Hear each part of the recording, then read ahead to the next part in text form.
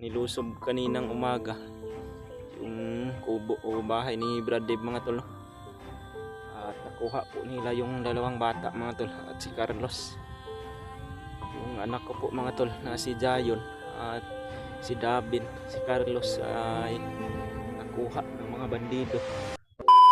So, yun mga tol, isang hindi inasahang pangyayari mga tol. Kaya pumunta po agad kami o umakyat agad kami ni Brad Dave dito sa bundok mga tol, dahil hindi inaasahang pangyayari talaga mga tol. Nilusob kaninang umaga yung kubo o bahay ni Brad Dave mga tol, at nakuha po nila yung dalawang bata mga tol at si Carlos, yung anak ko po mga tol na si Jayon at si Davin. Si Carlos ay nakuha ng mga bandido, mga grupo ni Commander Arnel mga tol. Iniwan ko kasi yung anak ko mga tol Brad Dave kanina umaga, dahil pumunta po kami sa center dahil nag-follow up check up po mga tol, at hindi po pwede dalahin yung maliit na bata, kaya iniwan ko muna saglit doon sa kanila ni Brad Dave. Hindi po inasahan mga tol na nilusob pala yung bahay ni Brad Dave kanina, at kitang kita po ng lulo ni Dimple mga tol na mga bandido po yung kumuha sa anak ko at sa anak ni Brad Dave.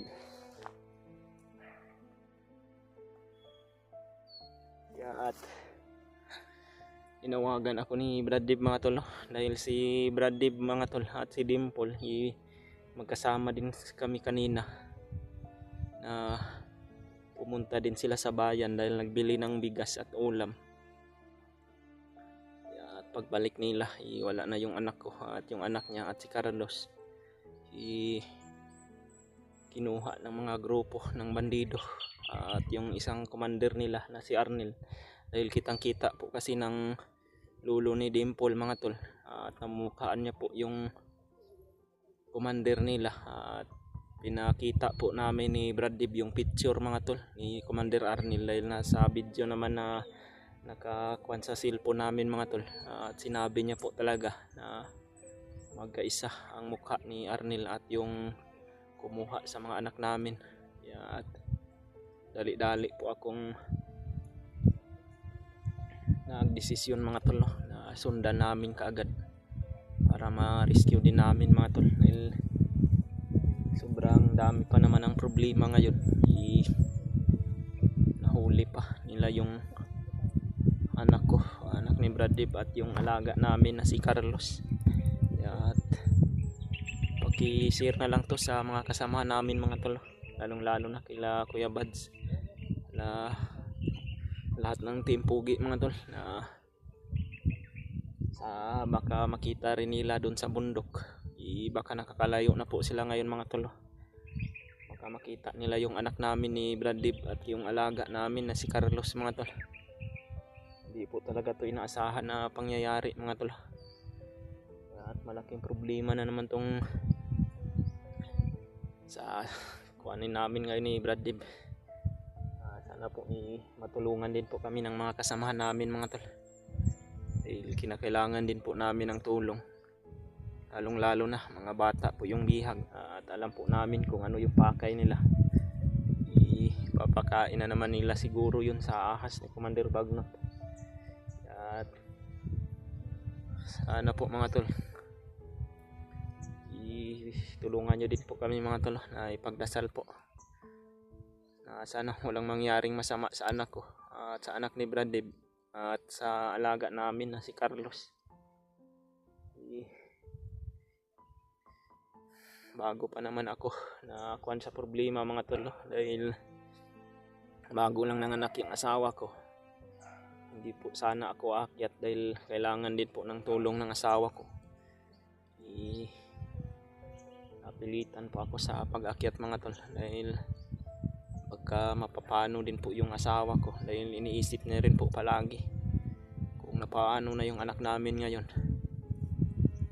At ayaw ko rin po na ma-stress po yung asawa ko mga tol, lalong lalo na bago rin yun nanganak. At ngayon nalaman niya na nabihag yung anak namin, at alam niya rin po kung ano kahirap ang sitwasyon na mabihag dito sa bundok, lalong lalo na maliliit pa yung mga bata mga tol. Sobrang umiyak po sila kanina, at si Dimple din po. At sabi namin iakyat talaga kami ni Bradib, at kailangan na makita din namin. At andito pa kami ngayon mga tol, sa tabi pa to ng kalsada, at papunta pa kami ng bundok. Bago lang kami dumating dito, nagpahatid kami ng motor dahil malayo din tong bundok na pinuntahan namin mga tol. At andito si Bradib. Yan, napakalawak ng bundok mga tol. Brad, kailangan na makita natin yung lagad Brad ba? Hindi natin naabutan Brad. Sana makita rin yun ng mga kasama namin mga tol. Lalong lalo na si mga bata pa yung nabihag ba. Hindi talaga inasahan mo ito. Nangyayari. Sabi ng lulo ni Dimple kanina Brad, nang laban daw si Carlos Brad. Oo, nang laban nga. Pero hindi niya daw kinaya dahil may kasama daw commander. At bugbog sarado daw yun si Carlos mga tol. Yung anak namin sobrang lakas daw ng iyak. Buti na lang nakapagtago yung lulo ni Dimple mga tol. At hindi siya nadamay sa pagbihag ng mga bandido. May mga sasakyan pang dumaraan dito mga tol. Bago lang kami nagpahatid ni Bradib dito ng motor. At sobrang layo din tong bundok na napuntahan namin mga tol. Dahil nagtanong-tanong po kami sa mga nadaanan naming bahay. Sabi nila dito daw patungo na bundok na ito. Ayun ang nakakita po mga tol. Last po naming tinanong yung bahay dyan mga tol. May isang matanda po dyan na babae na nakatira. At sabi niya mayroon daw siyang namataan kanina dito. At dito daw dumaan mga tol. At yan, napakalaking bundok yung haakyatin namin ni Bradib.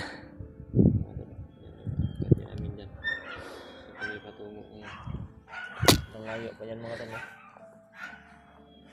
Hindi talaga ito inaasahan mga tol. Ang pangyayari mga tol. Hindi nga Iniwan ko lang yung paniwala si Bradley. anak ko dun sa bahay nila Bradib mga tol. Dahil pumunta po kami dun sa center. At sila Bradib naman po ay pumunta ng bayan dahil namili sila ng bigas. Dahil naubos na yung bigas nila at ulam. Pagbalik nila, wala na po yung anak nila mga tol. Siguro po matagal na rin tong minamanmanan kung saan tayo nakatira Brad ba. Isa kasi si Brad Daniel yung lumusog. Kabisado na yun sa bayan ba. Kabisado na yun sa Makakabisado niya din yung lugar mo Brad ba no.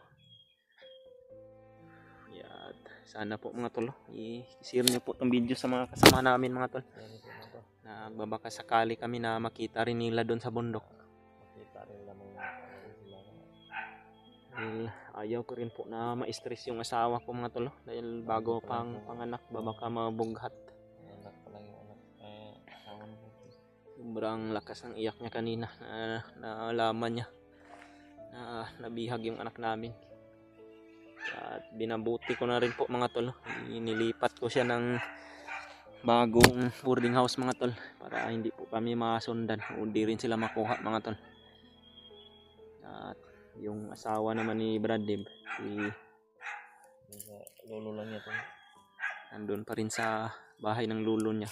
At mayroon naman yung kuan din yung panangga ng mga kalaban yung lulo ni Dimple mga tol. Hindi niya lang sinubukan na kinuhanan kanina dahil sobrang dami ng kalaban at baka madamay pa siya. Ang galit ka ni Lolo.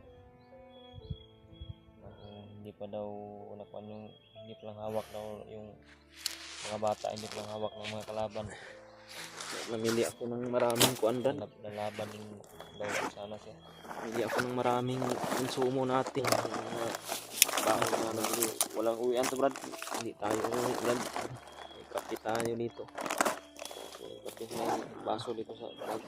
Kung maubos to hanap na lang tayo ng tindahan sa bundok. Pakisabi na lang sa mga kasama namin mga tol. Nabihag talaga yung anak ko. Anak ni Brad Dib. Laba yung mga damit namin. Dali-dali po talaga kaming umakyat ni Brad Dib mga tol. Para nagbabaka sakali kami na masundan namin agad. At makita namin mga tol. Sobrang Yan. ng mga asawa namin kanina. Akyat po kami ngayon dyan ni Brad Dib sa bundok na yan mga tol. At baka nandyan sa hindi pa dyan mga tol, nasa likuran pa siguro nyan. Malapit lang yan tingnan dito mga tol. Pero pag paano yan, marami pa yung nadaanan. Tulungan nyo po kaming ipagdasal ni Brad Dib mga tol. Sana po makita namin sa mas lalong madaling panahon. Sana Brad. Dito na lang po kami nag-video ni Brad Dib mga tol. Hindi na po kami nag-update sa baba doon sa mga bahay mga tol. Para hindi din kami ma-turn-turn o di kami masundan ng mga kalaban. At nag-video na lang din kami mga tol para malaman din po ng mga kasamahan namin. At matulungan din po nila kami mga tol. Baka makita rin nila doon sa bundok mga tol. Mayroon pa namang problema ngayon. Hindi pa naligtas yung pamilya at asawa ni Brad Marvin. Ngayon naman po ay nabihag na naman yung anak namin ni Brad Dib.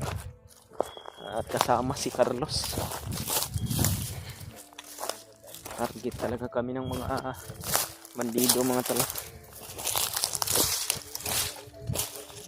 Sabi po ng mga natanong namin kanina mga tol, hindi lang daw po yung anak namin ni Brad Dib yung mga bihag nila. Marami din po silang mga inosenteng bata na dinadamay mga tol.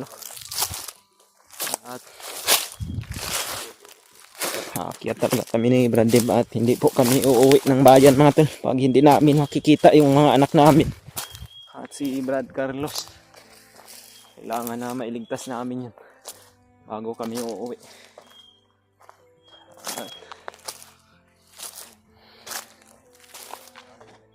Kailangan pa naman sana ng katulong ng asawa ko ngayon. Dahil bago pa lang siya ng anak. Kailangan sana ng tagalamba mga tol. Ngunit napaakyat po talaga ako ng bundok.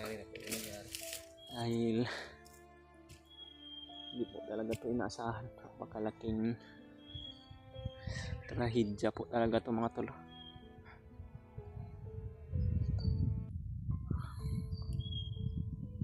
Siguro Brad kung hindi ka umalis Brad baka nadamay ka pa Brad ba? Nadamay pa ako Brad. Pero may puruhan pa yun Brad na itakas mo yung anak natin ba? Dahil may panglaban ka naman sa mga kapangyarihan nila Commander Arnel. Baka tayo lang yung binabantayan talaga Brad na aalis Brad. Parang ganyan siguro Brad. Baka kanina o kahapon pa minamanmanan na nila yung bahay mo. Kamanman. At hinihintay lang nila na aalis ka para makuha nila yung anak mo at hindi rin inaasahan mga tol. Pati yung anak ko dahil iniwan ko po mga tol. Hindi po talaga sinadya doon na mga iwanan ni Brad doon at saka doon pa nangyari. Ganun. Tsimpuhan talaga nila na pati anak ko si Carlos din na sinabihan pa naman tayo ni Kuya Bads na huwag natin pabayaan si Carlos, ngunit hindi rin naman natin to ginusto. Kaya tumakyat kami agad mga tol ni Brad Dib para makita namin yung mga anak namin at pinangako po namin sa asawa ko, sa asawa ni Brad Dib mga tol, sa lulo ni Dimple na hindi po kami uuwi ng bayan mga tol hanggat hindi namin sila naliligtas dito sa bundok. Pag talaga kayo mag-alala mga tol, handa talaga kami hanapin talaga natin sila Brad. Handa kami na ubuhin natin yung buhay natin, maligtas lang yung mga anak natin. Kasama na si Carlos at ang problema pag Tama natin sila, Brad. Dubli ingat lang talaga tayo, Brad. Hindi natin unahin yung mga bata. Alam naman natin na si Brad Carlos ay may kakayahan din niya. Kaya din yun makipaglaban sa mga bandido. Problema. Kung wala na siguro yung bata, hindi yun nahuli si Carlos. Gusto niya rin na proteksyonan yung mga bata namin, mga tol. Ngunit hindi na nagawa dahil maraming kalaban. At kasama pa nila si Commander Arnel. Papunta na po kami ng bundok, mga tol. Dito na po kami sa paanan ng bundok. At kailangan na kita namin yung agad.